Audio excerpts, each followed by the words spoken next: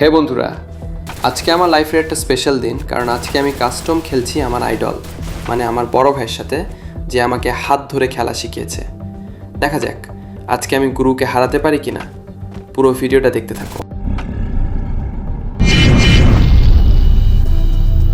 তো আমি সর্বপ্রথম চলে আসে গেমে আসার পরে তাকে অ্যাড দিয়ে তাকে ভালো করে বুঝিয়ে কাস্টমে আনি, বেশি না কথা বলে কাস্টমটা স্টার্ট করে দিই। ফার্স্ট রাউন্ডে আমি এখান দিয়ে রাস করতে যাচ্ছিলাম আর সে আমাকে মেরে দিল।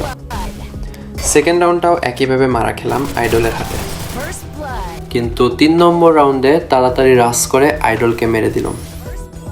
কিন্তু আবার 4 নম্বর রাউন্ডে বাল পাকনামি করতে গিয়ে AAWM নিয়ে মারা খেলাম।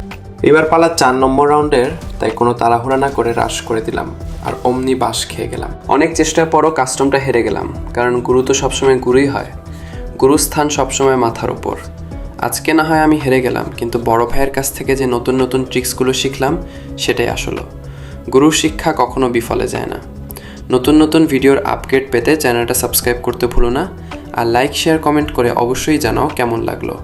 দেখা হচ্ছে পরের ভিডিওতে। আল্লাহ হাফেজ।